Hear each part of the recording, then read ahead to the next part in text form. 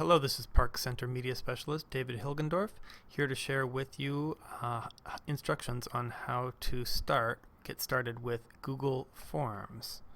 And this is tool number 3 of the 5 TTT tech training tools. You can start at the Park Center website, and you're going to want to log into Moodle and Osseo apps. And then you'll log in here as well. I'm already logged in, but you just use the same login as you would use for logging into your computer. And then you will go to Docs, and that should open up this page for you, one that looks similar. And what you need to do is create a form. So a form allows you to do a survey or a quiz or test online. So I'm going to do a form. We'll call it Web 2.0 Tools. And there are several different types of questions you can ask, and I'm going to do examples of several of them. I'll start out with a text. This is for short answers. So let's say, what's your favorite?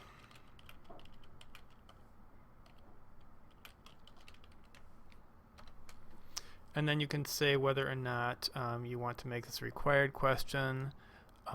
You could put in help text, for example, write in the word that is your favorite Web 2.0 tool or something like that. In this case, I don't think it's necessary. You can also say if you want to automatically collect the respondent's username. And in this case, I do. I want to know who is responding. You do not have to require an Osseo Area Schools sign-in to view the form, but you can. In this case, I will not, because I know that many of you are using your own accounts to do this. You can also allow the editors to, the users, in other words, the person receiving the survey or the form, to edit their responses, in other words, to change them from the parameters that you've already set up. I'm going to leave that unchecked. Okay, so that's question number 1 is done. So I will just say done. And then I can start with question number 2. And to do that, I click on the edit button, which is a little pencil. And for this one, I'm going to choose a different type. I'll try text, paragraph text. So my question for this one is, how about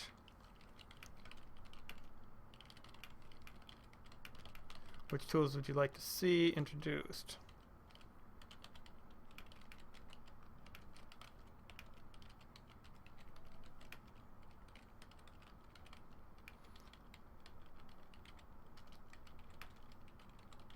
In next year's program. And so it's paragraph text. I'm going to make this one required as well, and then we'll just move on.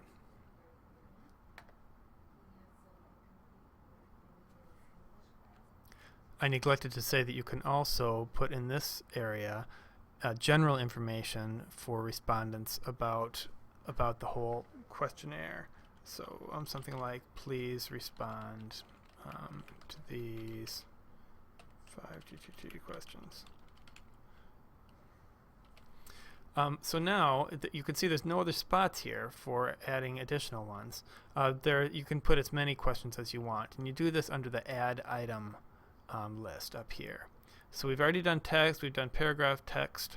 Let's try a multiple choice question. Let's make this one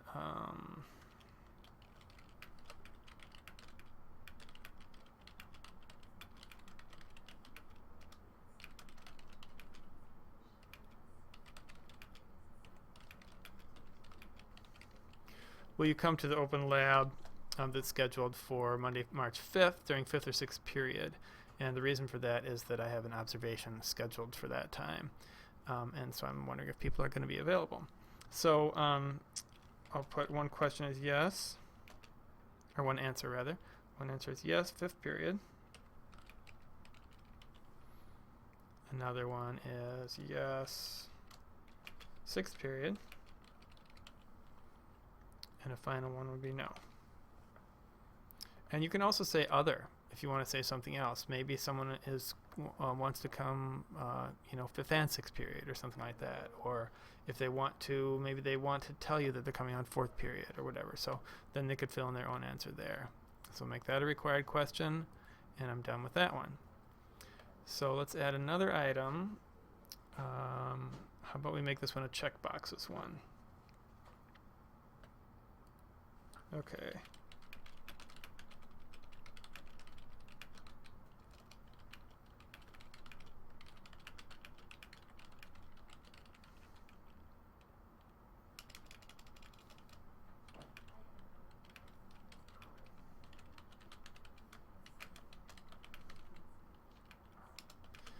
Okay, I'm putting, we can put the pick one down here. I'm putting this question in as a checkbox one. You could have them pick more than one. Actually, let's say pick two, since this is one of the options for checkboxes. So option one, let's say Animoto. I'm not going to actually explain these right now because it'll take too long for this. YouTube channels. Oops. And I'm just hitting return in between these. Flickr, VoiceThread, Twitter,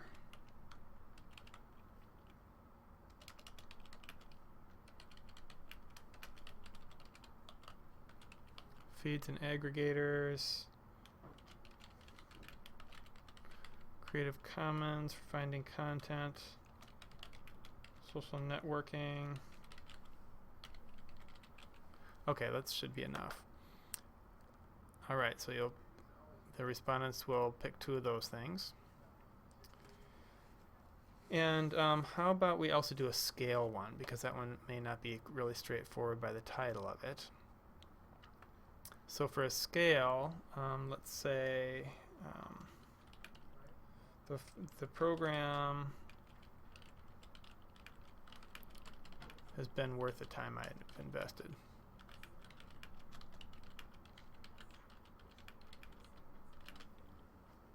And then you would say, choose from 1 to 10, 1 to 5. Or actually, I'll put that here. 1 is a total waste of my time.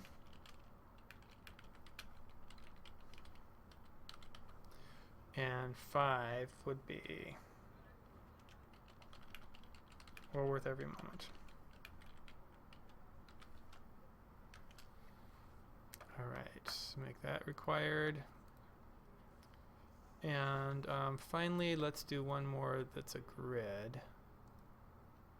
I haven't used this one myself, so we'll see. Let's say which days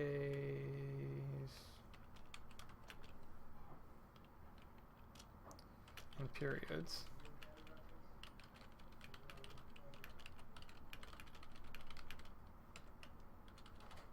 are you most free to work on 5TT stuff? So 5 is the maximum number of columns. So I'm going to make the columns the days of the week, and I'll make the rows periods. Oops.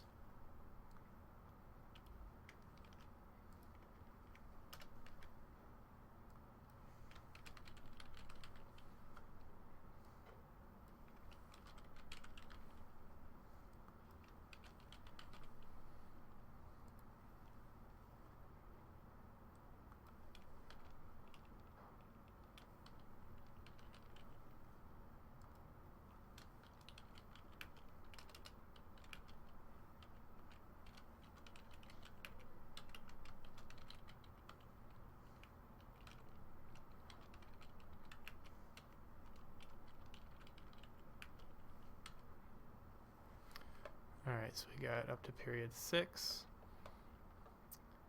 And make it that required. Alright, so let's just say we're done doing this. So now you can email this form to people. This is one way of sending this out to various respondents. Let me just choose a few people at random here who are part of the 5TTT program. So let's say I'll send it to Lori and Jeff. All right, include the form in the mail and send. I probably will actually send this to all of your respondents because many of the answers I'm very interested in. So I've sent it off, and you can see the responses here. There won't be any responses yet. You can see I received an email about that it's been successfully created. You can look at a spreadsheet of the results straight from this page. And then you can also go to the form. You can also embed the form in a web page or something like that here. Now to see the form itself, to view the published form, you can go to this link that's down at the bottom, and it'll show you your spreadsheet, or it'll actually show you the form. And then to see the spreadsheet, you can go back to your Google Home. You'll have to refresh it in order to show the current one. This is called Web 2.0 Tools. So I can open that form.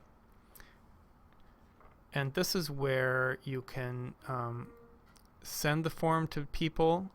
You can make changes to the form.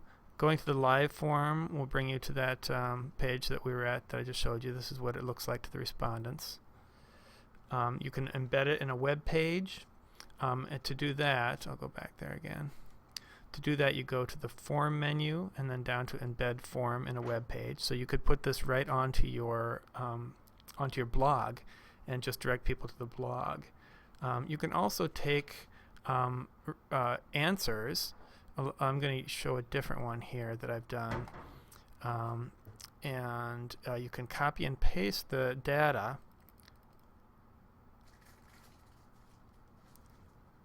and put it into, so I'm copying this with the Control-C command, and then you can paste that into a Wordle. Those are the words that were used, and you could say go, and it'll create this graphic image of the words that were used to answer that question. So that helps you know what words people are using. You can randomize it to make it to look at different versions of that data. Have fun. I hope you find this to be a great tool.